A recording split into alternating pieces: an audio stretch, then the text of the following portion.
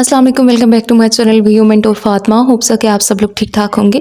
तो इस वीडियो में हम बात करने वाले हैं कि मिड टर्म के पेपर्स कब होंगे और किस तरह से आपने तैयारी करनी है।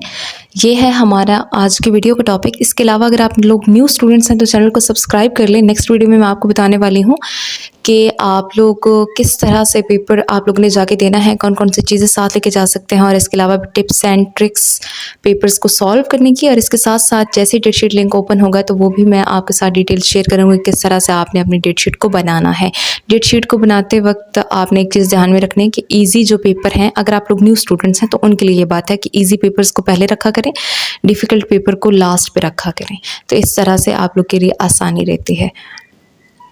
एनीवेज आते हैं अपनी आज के वीडियो के स्पेशल टॉपिक की तरफ के मिड टर्म एग्ज़ाम्स कब से हो रहे हैं। तो इसके लिए मैं सबसे पहले गूगल पर आ गई हूँ और मैंने इनकी वर्चुअल यूनिवर्सिटी की जो अपनी वेबसाइट है उसको विज़िट किया और यहाँ पर मैंने वीडियो एकेडमिक कैलेंडर को देखा है।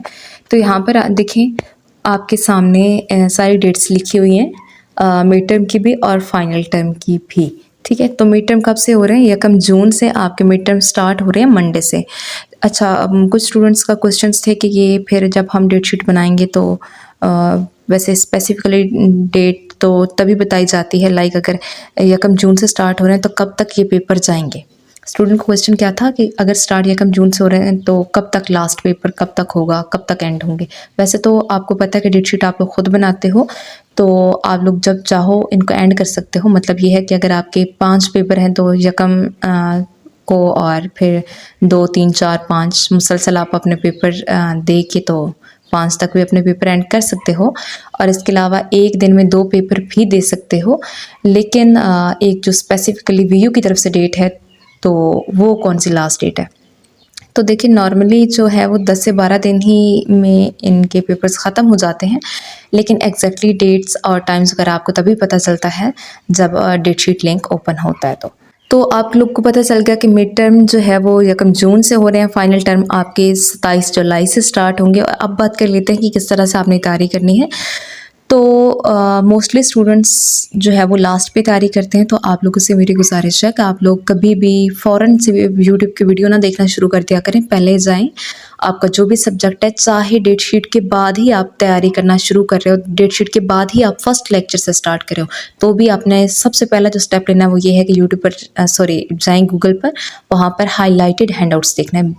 आम जो हैंडआउट्स आपको वीयू के एलएमएस पर मिलते हैं वो नहीं देखने आपने हाईलाइटेड हैंडआउट्स देखने हैं उससे, क्योंकि आपके पास कम टाइम होगा तो आप इंपॉर्टेंट चीज़ों को ज़्यादा टाइम दे पाओगे। तो आपने सबसे पहले हाईलाइटेड हैंडआउट्स देखने हैं, उनको जल्दी जल्दी से एक नज़र लाजमी तौर पढ़ना। बेशक अगर आपको कुछ भी समझ नहीं आ रही तो फिर भी एक दफ़ा आपने उनको लाजमी रीड आउट करना है। रीड आउट करने के बाद फिर आप जो है वो सेकेंड आपके पास ऑप्शन ये होता है कि आप शॉर्ट लेक्चर्स यूट्यूब से जाकर जल्दी जल्दी में एक दफ़ा वो देख लें।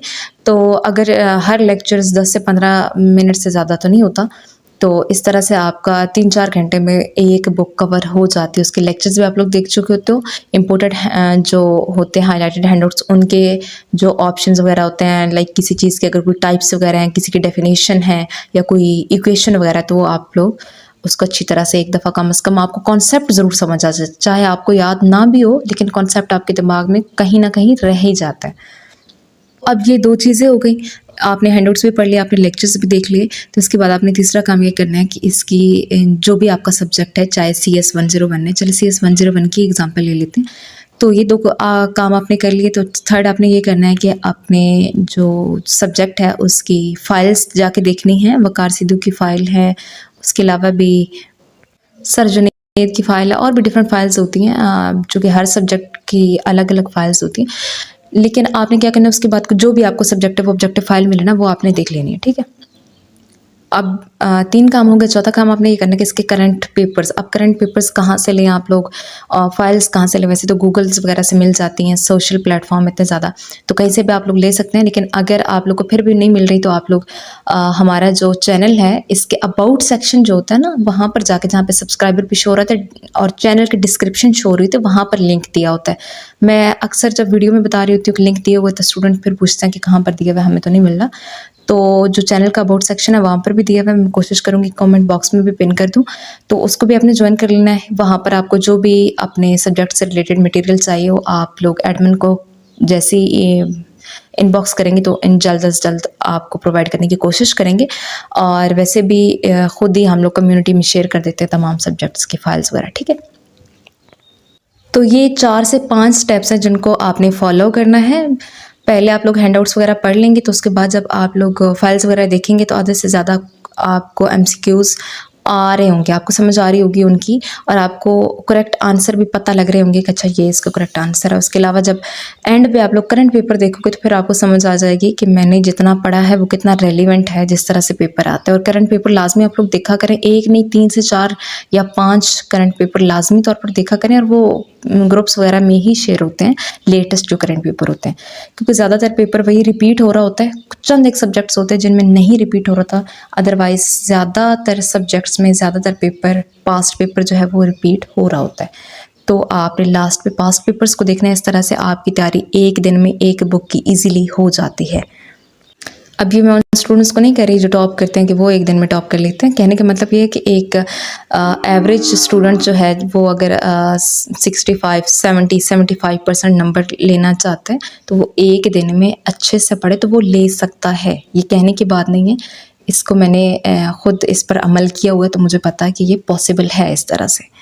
फिर भी बेस्ट अप्रोच ये है कि आप लोग साथ साथ पढ़ें, लेकिन अगर साथ साथ नहीं पढ़ पाए किसी भी मजबूरी की वजह से तो आप लोग इन स्टेप्स को फॉलो करें। इंशाल्लाह आपकी तैयारी बहुत अच्छे से हो जाएगी।